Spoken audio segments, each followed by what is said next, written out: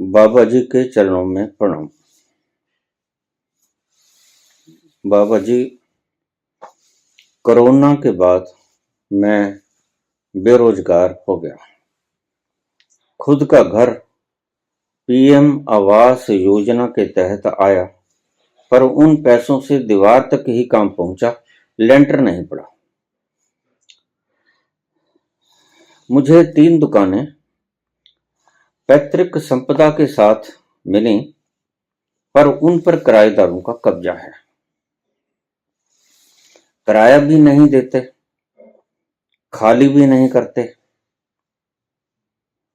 मैं एक दुकान बेचकर मकान का कार्य पूरा करना चाहता हूं। मुझे दुकानदारों से जान से मारने का खतरा हमेशा है। मुझे एक दुकानदार ने धमकी भी दी है। मेरी 2 छोटी-छोटी बेटियां हैं। कृपया मुझे इन शत्रुओं से बचाने की कृपा करें। आशुतोष सैनी। मैसेज पढ़कर हृदय द्रवित हुआ। रोज रात्रि मैं जब उसके समीप पहुंचता हूं तो कुछ गहरे प्रश्न, विपत्तियां, आफतें जो मेरे हृदय को झकझोर देती हैं, याद रह जाती हैं। व्यर्थ के प्रश्न बाहर छूट जाते हैं। बृहस्पतिवार को ये मैसेज आया। जाता रोज हूं, हर वक्त वहीं रहता हूं।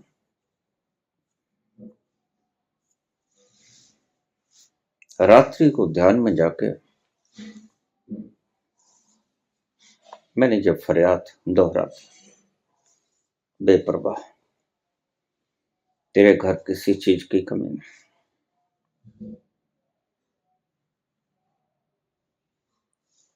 कर भी देगा तो कोई फर्क नहीं पड़ेगा।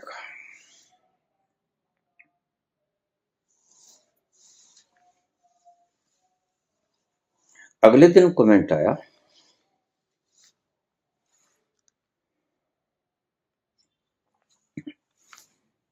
बाबा जी प्रणाम। आज एक दुकान खाली हो गई। न कोई झगड़ा और न ही कोई बहस हुई। धन्यवाद।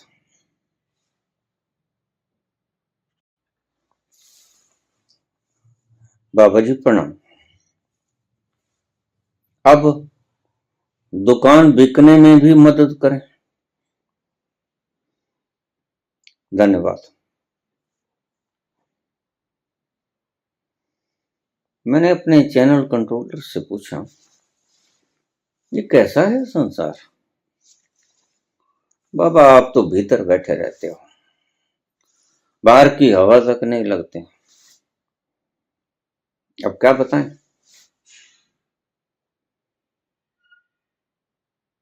मैंने कहा फिर इसका इलाज क्या करें?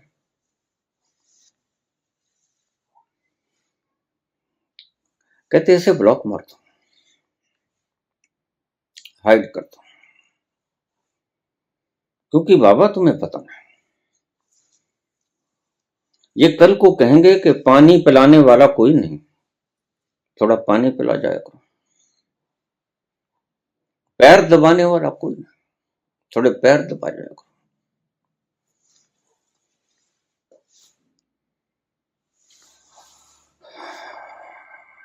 परमात्मा इतना दयालु है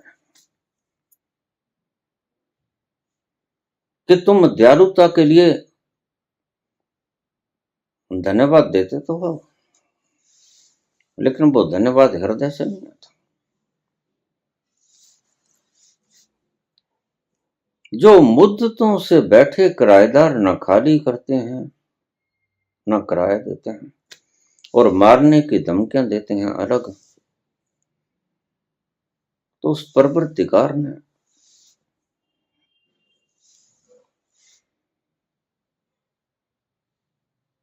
तुम्हारी इस जरूरत को पूरा कर दिया, तरस खा लिया, तो बेच तो खुद लो।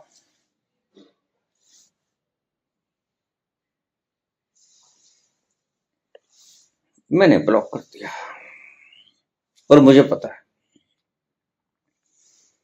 पहले भी ऐसे ही बहुत से व्यक्तियों को मैं ब्लॉक कर चुका हूं।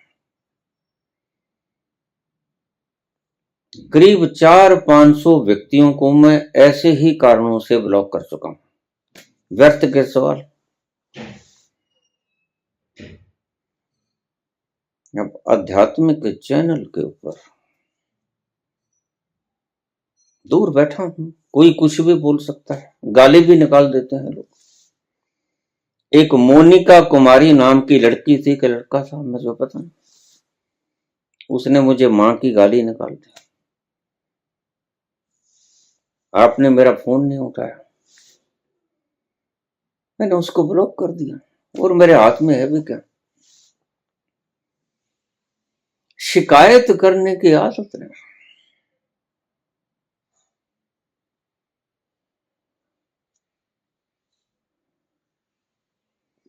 तो ठीक कहा मेरे चैनल कंट्रोलर ने कि कल को ये कहेंगे कि थोड़ी चौकीदारी कर लिया करो।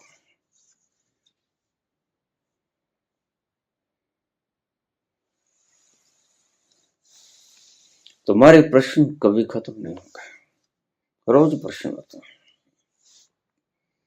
रोज मुझे बेवजह के प्रश्नों को डिलीट करना पड़ता है। ये ऐसा इसलिए है, मेरी मजबूरी है।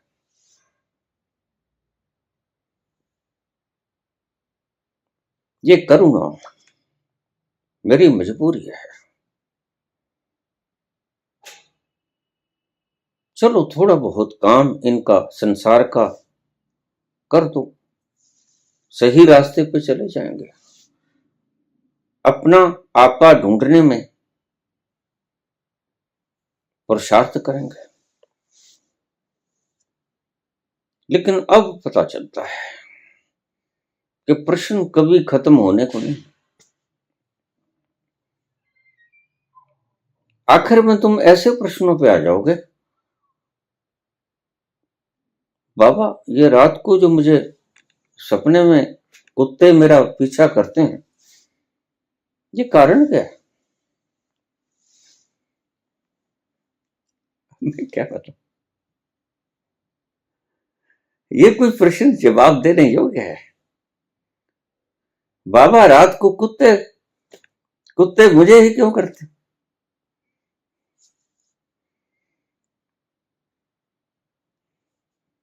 अब इस भली मानस को मैं जवाब क्या दूं?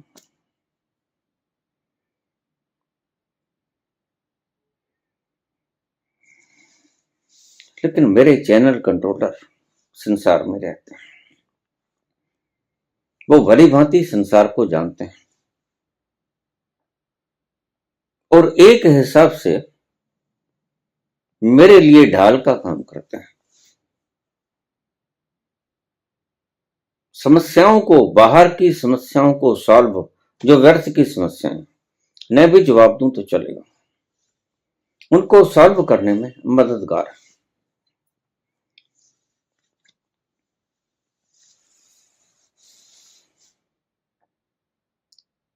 इसलिए लोग जो आपको भरमाते हैं, शिविर लगाते हैं, स्टेज सजाते हैं, वहां जाके पूछोगे जो कुछ पूछोगे, यहां तो उंगलियां ही घुमानी होती हैं। प्रश्न पे प्रश्न आ जाता है, जवाब दे देता हूं, प्रश्न पे प्रश्न आ जाता है। ऐसा रोज जाता है, एक व्यक्ति ऐसा नहीं। ये बात ठीक है कि अगर मेरे दर पे आया है तो कष्ट कहेगा किसे? बिल्कुल कहो।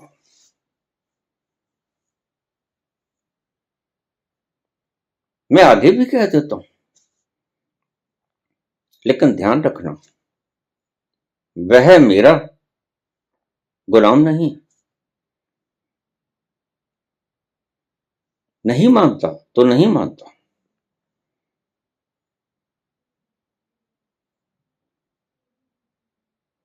मानता है तो मान जाता है और पल भर में काम कर देता है। लेकिन मैं सिर्फ फरियादी हूं।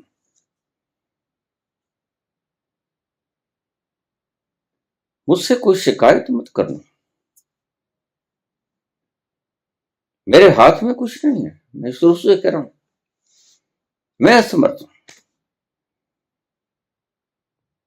तुमने मुझसे पुकार की, मैंने अपने मालिक से पुकार की, जो मालिक तुम्हारा भी है। लेकिन दुर्भाग्य है कि तुम वहां तक पहुंचे नहीं। पहुंचाने की चेष्टा बहुत करता हूं, लेकिन तुम उलझ जाते हो। क्या ऐसा नहीं हो सकता कि तुम उस तल पर जाकर खुद की व्यथा को खुद ही मिटा लो? रोज प्रयास करता हूं, ऐसा ही हो जाए। आपसे उम्मीद है और प्रभु से प्रार्थना है।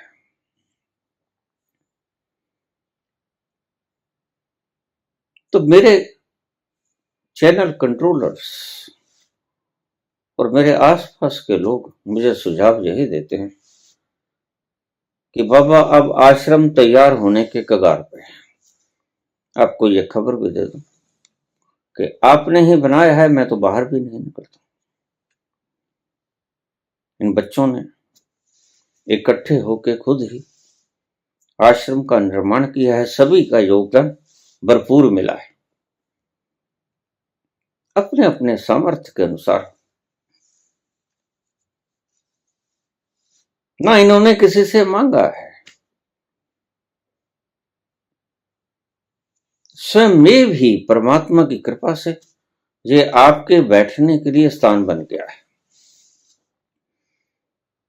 और शायद 9 वर्ष तक इसका इनॉग्रेशन हो जाए, उम्मीद है मुझे। और मैं सोचता हूं कि ऐसा मोबाइल में आपके प्रश्नों के जवाब कब तक देता रहूंगा,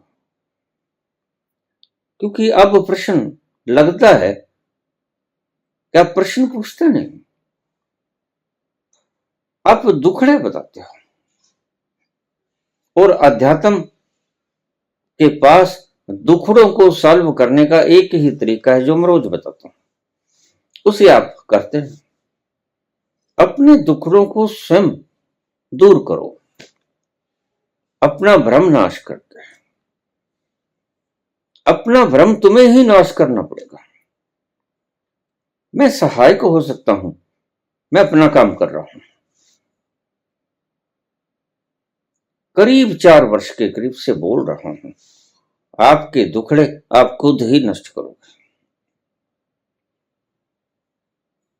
जहां कहीं उलझ जाओ, पिछली वीडियोस का सहारा ले लेना।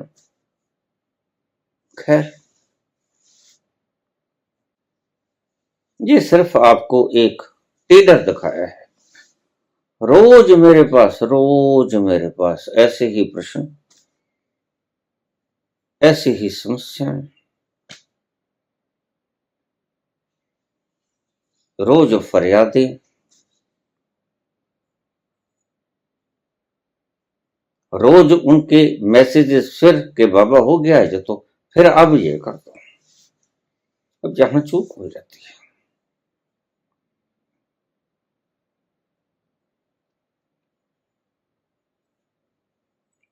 थोड़ी मस्ती से बाहर निकलता हूं, तो आपके कुछ मैसेजेस मुझे देखने को मिल जाते हैं। और उनके लिए मैं यथासंभव प्रयास भी कर देता हूं।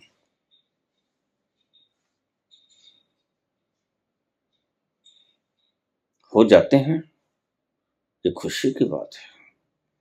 आपका दुख दर्द मिटाने में मैं सहयोगी हो पाता हूं, धन्यवाद। आपसे कोई गुजारिश नहीं है, कोई मांग नहीं है। इस चैनल ने आपसे कभी कुछ मांगा नहीं।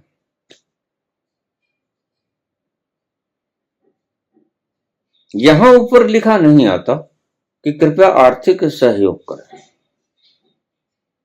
आर्थिक सहयोग बच्चे खुद अपने द्वारा ही कर देते हैं।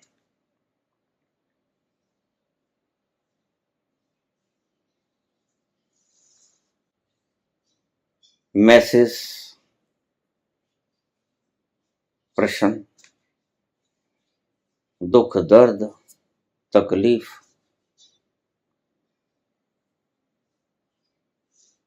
कृपया अब मत कीजिए। आपका धन्यवाद।